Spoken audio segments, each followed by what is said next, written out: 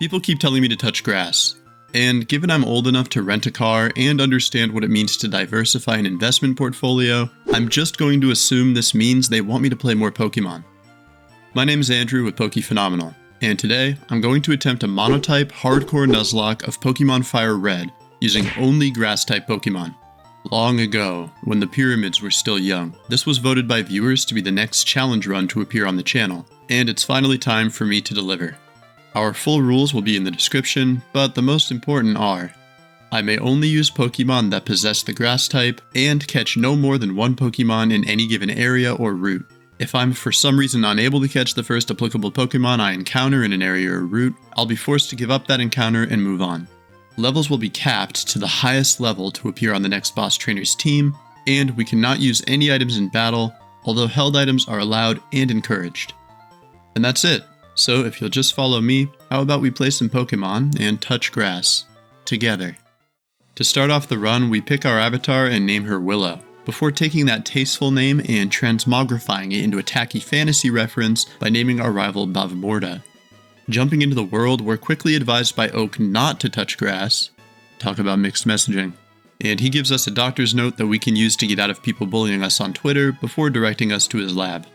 The nice thing about the grass monologue is that we're able to immediately pick up the best of the Kanto starter trio for our team, and we add Nt the Bulbasaur to our ranks. And listen, I know that he's not a tree, and this name doesn't really make any sense, especially because we will be catching a literal tree later on, but just let me have this one, okay? Then, we quickly take out our rival's Charmander, isn't this easy? And begin making our way to our first challenge. There are no grass-type encounters before our fight with Brock, so after avoiding the optional trainers in Viridian Forest, and training Nt up to the level cap, we take him on.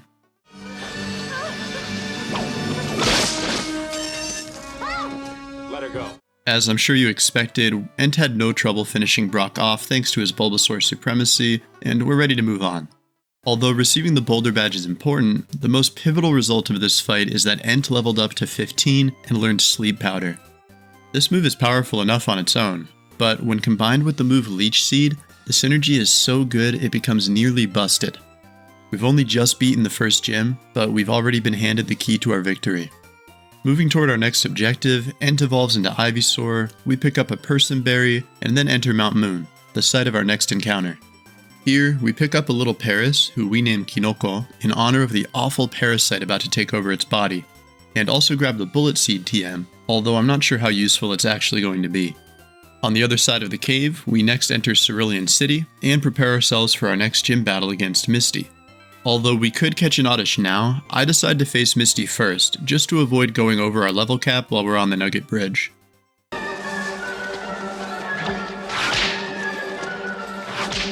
With Misty left broken in the gym to question her life choices, we move on to the fight with our rival at Nugget Bridge, whose team is already horrifically scary for our group of grass types. But somehow,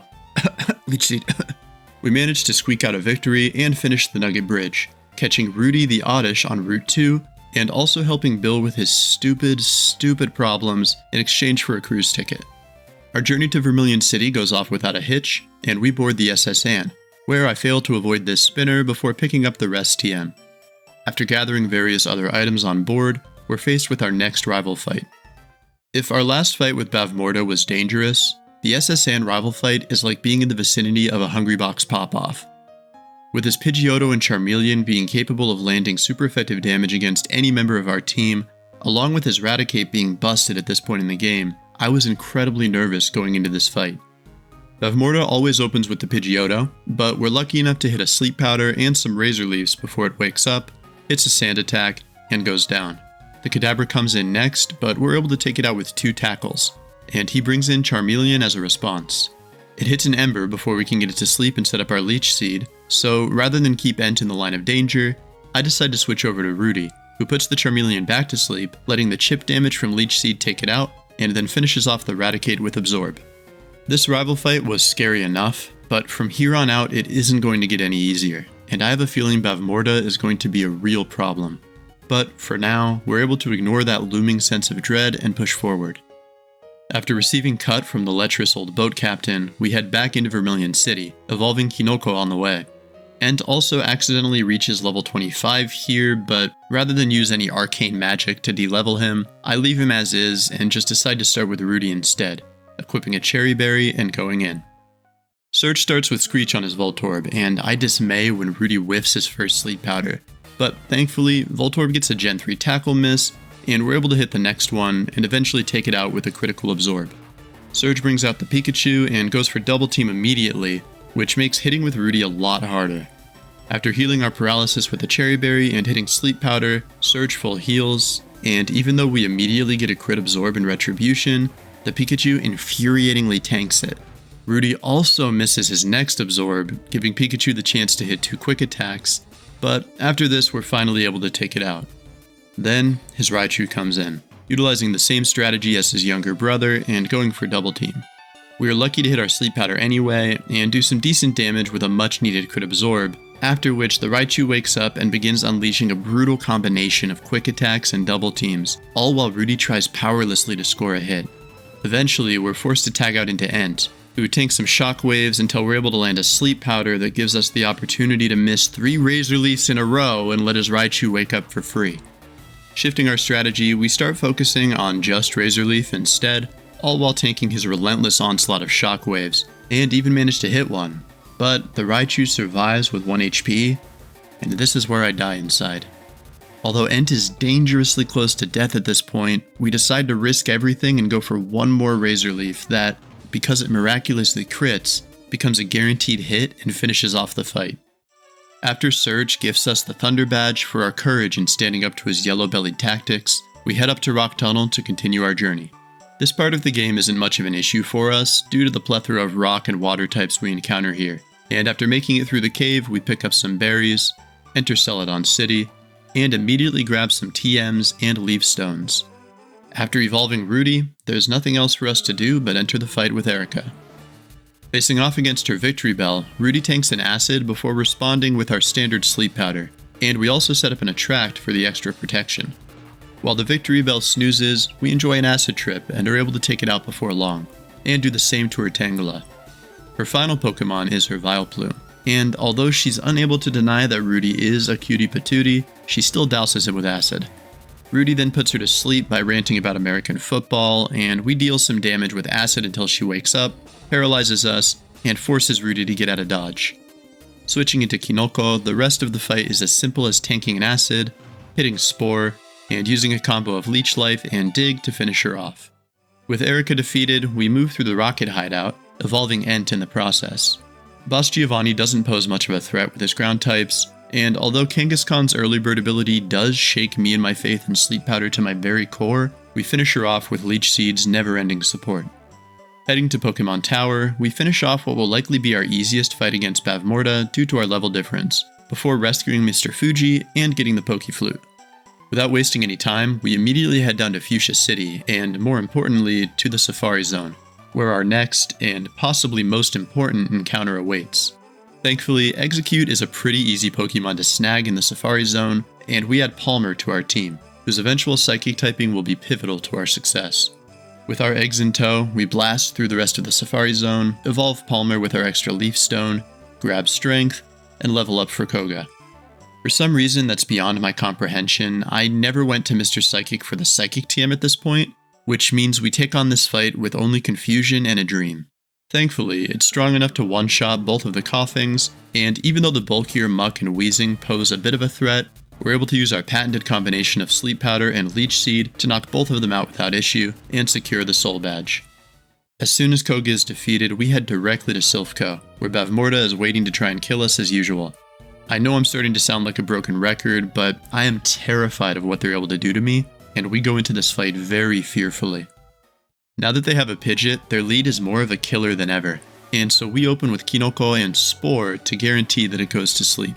But before that happens, it hits a wing attack that leaves us with 6 HP, and so we're forced to use a turn of its sleep to switch over to Palmer. Our first Psychic takes it to below half health, and rather than going straight for the KO, I decide to take a risk and go for a Sunny Day, as the strong sunlight will activate Palmer's Chlorophyll ability and raise his speed for the next stage of the fight.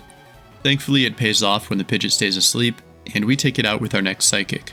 He sends out his Gyarados next, and we hit it with Psychic for good damage. as Gyarados actually goes for Leer here, so we decide to attach some Leech Seeds for insurance, and then take the Gyarados down with our next Psychic. After this, Bavmorda brings out the Charizard, the greatest threat to our team's safety. Although it's possible we would have had a chance here if we had been able to move first, the sun sets on Palmer, fading away and allowing the Charizard to hit him with a Flamethrower that takes him out in one hit.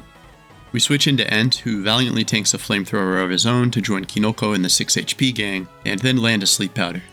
We immediately set up a Leech Seed as well, and although Strength doesn't do much damage, we have no choice but to keep hitting it until we knock the Charizard out. Bavmorda sends out Execute next, mocking us for Palmer's death, and we use the chance to switch into Rudy and hit an Acid for about half health. Although we get paralyzed and hit with Confusion, seeing how little damage it does gives me the confidence to go for one more Acid to knock the Execute out. Bavmorda's down to only one Pokemon, but they're not done yet, as they still have an incredibly strong Alakazam on the team. But lucky for us, at the moment that Alakazam's only attacking move is Future Sight, which gives us the chance to put it to sleep, switch into Ent, tank the Future Sight, and then knock it out with Strength. To be honest with you, that fight was a bit of a train wreck. Although it might not seem so bad to lose a single Pokemon, when you only have 4 on the team, one loss can mean the difference between victory and defeat, and this is especially true when that Pokemon was a Psychic type. But I know that we just have to keep moving and try our best. We owe Palmer that much, at least. Giovanni isn't a problem this time around either, and after sweeping his team with Ent, we head straight into our fight with Sabrina, who could theoretically be troublesome due to our 2 grass poison types. But fortunately, we're followers of the Church of Sleep Powder, and so this time around all we have to do is knock them into a deep slumber, use Strength, and profit. But while Sabrina fell easily despite her potential threat level, I have few hopes that our next gym leader will be so simple. Blaine, like his co-workers Bruno and Giovanni, is what we in the community would usually call free, which is probably to be expected of a fire-type trainer who lives on an island. However, when all we have are grass types that are liable to faint to a single fire blast, he quickly turns from a joke into one of the greatest threats to our safety. On our way down to Cinnabar Island, we pick up our final encounter, Bramble the Tangela, on Route 21. But while stylish, this addition will do little to help us in the fight against Blaine. Actually, even our holy duo of Sleep Powder and Leech Seed might not be enough to guarantee our victory, which is why I have no choice but to add a 3rd move to the arsenal, and make this a full trinity. Sleep Powder the Father, Leech Seed the Son, and Double Team the Holy Spirit. Bet you didn't see that coming, did you?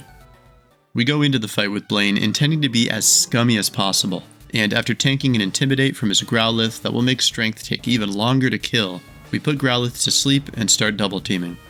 We manage to set up 3 of them before the Growlithe wakes up, and our degenerate strategy pays off immediately when he misses a potentially deadly Fire Blast, giving us the chance to set up our last 3 double teams and then take the Growlithe out with 2 strengths. His Ponyta comes out, and because 2 strengths isn't quite enough to KO it, we're able to trick Blaine into burning some of his Hyper Potions before we land a crit strength that feints it, leading into his Rapidash.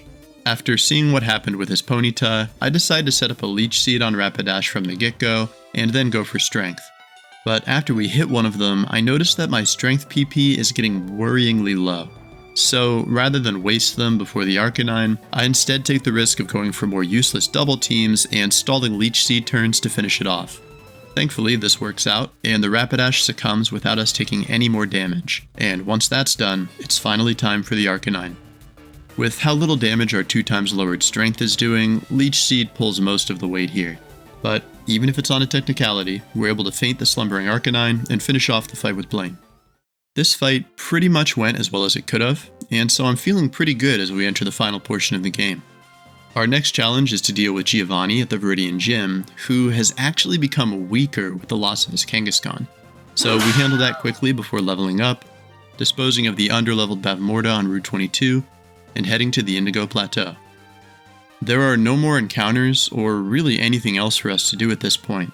All that's left is our final challenge. And after leveling up and preparing our movesets, this is our team. Ent the Venusaur, the only reason we're still here, a hero who carried us away from danger time and again, much like Treebeard carried Merry and Pippin in the 2 towers. Kinoko the Parasect, some much needed type diversity, whose lackluster moveset is offset by his inherent kindness. Rudy the Vileplume, an energetic bachelor who has always been popular with the ladies. And Bramble the Tangela, smart, wily, and always able to catch the opponent off guard. Being honest with you, even I'm not sure if this will be enough, but there's only one way for us to find out. Let's give it a go. We decide to face off against Lorelei with Bramble in their debut on the big stage, mostly because they have access to growth. Against Lorelei's Dugong, we're able to set up 5 turns of growth, buffing our funny little Sonic fan up to immense proportions before sweeping the Dugong, Slowbro, and Lapras with Mega Drain. When she sends out her Jinx, however, things take a scary turn, with it surviving and taking Bramble out with an Ice Punch. But Bramble's hard work wasn't in vain, and it paves the way for Ent and Rudy to come in with Leech Seed and Petal Dance and lead us away from disaster as always. Once Lorelei is defeated, we move on to Bruno, a fighting-type trainer with 2 rock-ground types on his team who... Say the line, Bart! Ain't shit. We start the fight with Rudy, hoping to sweep with Petal Dance, and take the Onix out in one hit. Surprisingly, we get a crit on both the Hitmonchan and the Hitmonlee, but while that's enough to feint the Hitmonchan, the Hitmonlee survives with a sliver of health, and we decide to switch over to Kinoko on Bruno's heal. Taking out the Hitmonlee with Aerial Ace, he sends out his Machamp, who we put to sleep and take down to low health with Aerial Ace. Unfortunately, along the way, Kinoko takes a little too much damage, and so we switch over to Rudy, who tanks a crit Cross Chop and feints the Machamp with Petal Dance. On Bruno's Onix, rather than risk the embarrassing loss of a Pokemon, I switch over to Kinoko and end its life while forcing Bruno yet again to reconsider his life choices. While Bruno cries himself to sleep, we begin our fight with Agatha, whose honorary poison typing makes her a little bit scarier than the first 2 members of the Elite Four. We start with Rudy, ensnaring her Gengar with Attract and hitting Petal Dance. This unsurprisingly does very little damage, but for reasons beyond my comprehension, Agatha hits a Confuse Ray and then withdraws her Gengar anyway, something you don't see very often. This switch throws my entire strategy into disarray, and so we switch over to Ent, setting up some emergency double teams while giving the Golbat a taste of its own medicine and sucking out its life force with Leech Seed. Once our evasion has been maxed out, we quickly knock out the Golbat with Strength, and she sends in her Haunter for revenge. Although we've now committed to the double team strategy and should probably just let Leech Seed do its job, I look at Strength, and then the Ghost type, and I decide to go in a different direction. Throwing Caution, Good Sense, and our accumulated double teams to the wind, I switch into Kinoko, hoping to use Spore and Aerial Ace to finish things more quickly. Unfortunately, I'm what some people may call stupid, and accidentally select Dig instead, which curiously causes Agatha to switch again into her other Gengar, who quickly takes down Kinoko with a Sludge Bomb. Sending out Ent again, we have no choice but to put on our clown makeup and go back to our old strategy, setting up Leech Seed and stacking double teams once more until the Gengar passes out. We then do the same to her Haunter, her first Gengar, and then, mercifully, are able to use Strength on her Arbok to take it out. If this fight with Agatha proves anything, it's that sometimes it's better to stick to your guns. If I had just kept Ent in, maybe Kinoko would still be alive, but there's no turning back the clock now.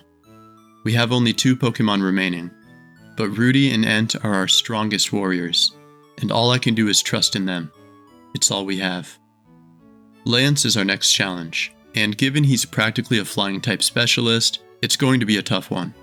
Rudy does a great job against Lance's Gyarados, depleting its health and giving me some early hope that maybe things will be okay. But Lance seems to have taken Agatha's advice and realized that switching is an option. Rather than leave his Gyarados to die, he sends in his Dragonite, decimating Rudy with a wing attack and not even blinking as he does the same to Ent.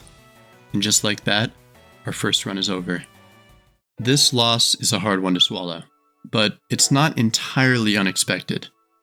With how few resources we have for this challenge, losing Palmer as early as we did was practically a death sentence, and really I'm just proud of my team for holding on as long as they did. Now, it's time for them to rest. But as for me, I can't allow myself that luxury. I promised a completed grass monologue of Fire Red, and that's what you're gonna get.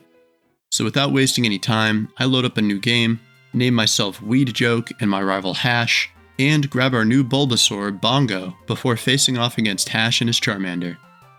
This time, things will be different. Okay, well, sometimes you lose the rival fight, but I'm not gonna let that one get to me. We move on to our next save, and I name myself Grass and our rival Lawn, and christen the Bulbasaur Blaze, hoping this name will give us some luck against fire types. Isn't this easy?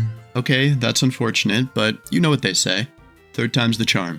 Getting even more creative with the names, I choose Elder and name our rival 420, and with our newest Bulbasaur, Wub, we engage in heated battle with him and his Charmander. What the fuck, dude? Luckily for us, and also for my sanity, our fourth try goes a little better. At this point, I've run out of the will to think of a good naming theme, and decide to go with Yu-Gi-Oh! Field spells and Magic the Gathering lands because apparently that's the point that I'm at. Our avatar Meadow fights against her rival Yami using her newest Bulbasaur Umi, and this time we're actually able to beat the Charmander and progress forward, although even this time was a little close for comfort. Going through the game again, we construct a new team, catching Plains the Parasect and Mountain the Vileplume before I forget the naming scheme entirely and nickname our Executor Celadon and our Tangela Kix. So much for consistency. Same as the first time around, our scariest fights in this run were still those against Yami in Silph and Blaine on Cinnabar Island. But with some prayers to the sleep powder gods above, we managed to make it back to the Elite Four without any losses and prepare for round 2. Our core strategies haven't changed very much, but given that this time we have Celadon on the team, we head in with our heads held high, planning to use him and his Psychic type to lead us to victory. Against Lorelei, we use the same strategy as last time, only this time we do so with Plains, setting up some growths and taking out the Dugong and Slowbro without difficulty. Unfortunately, the Jinx KOs Plains just like it did with Bramble, and we're forced to say goodbye to Parasect and Spore early on, and finish the fight with Umi instead. For round 2, well, Bruno ain't shit, and with Psychic in tow, we finish this fight off in about a millisecond. Agatha was surprisingly difficult on our last run, but with Celadon in our ranks, I go in hoping she'll be easier to deal with this time around. We're able to sweep both of her Gengars, as well as Arbok with Celadon, but when he gets poisoned by a Sludge Bomb, we have to switch out, first going into Umi, and then after taking massive damage to Golbat's Air Cutter, bringing out Kix, who uses a combination of Umi's Leech Seed, Ingrain, Sleep Powder, Growth, and Mega Drain to make her life a living hell and finish it off. We try to do the same thing to her Haunter, but after a curse and a massive Dream Eater, Kix sadly goes down and has to watch from heaven as Mountain comes in and avenges the loss of her friend, bringing an end to Agatha. Finally, we find ourselves once again in Lance's chamber, the place where our dreams of an early victory once lived and then died. Although we only have 3 Pokemon to our name, I trust in them, and I'm confident that they'll see us through.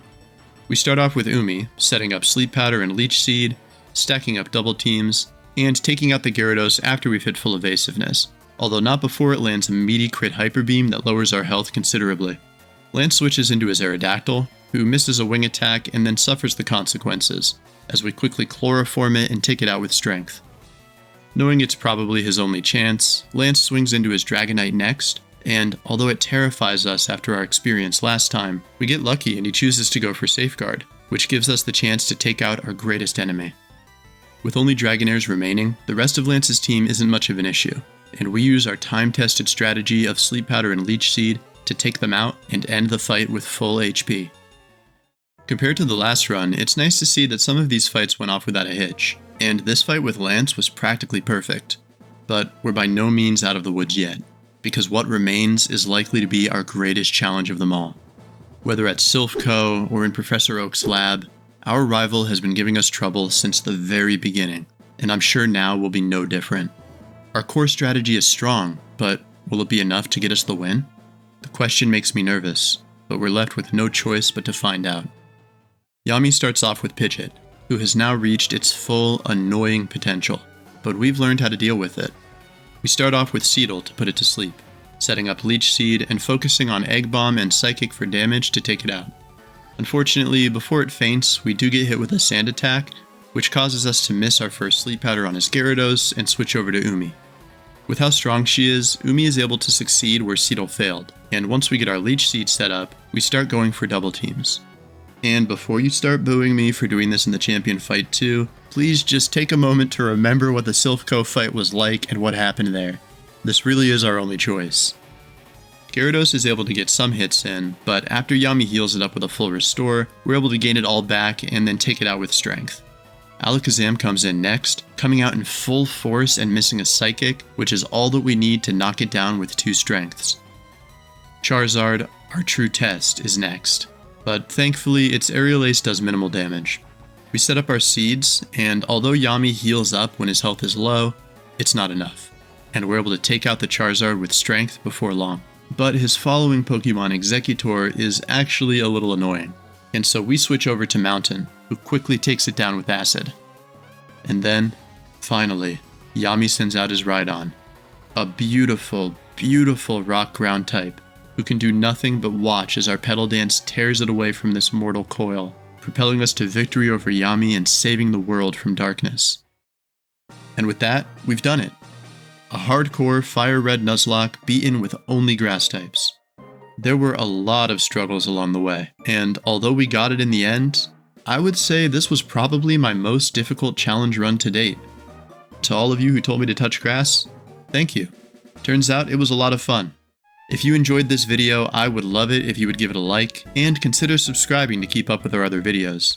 Mike and I have some really fun videos planned to celebrate Halloween and October, and I'm also hard at work on the next PQ video, so please keep an eye out for those. We'll also be continuing to upload Nuzlockes, challenge runs, tier lists, and more from here on, so we would appreciate any and all support. But with that said, I think it's time I bid you adieu. So, to all of you who are still here, thank you very much for watching. I hope you have a lovely day, and as always, stay phenomenal.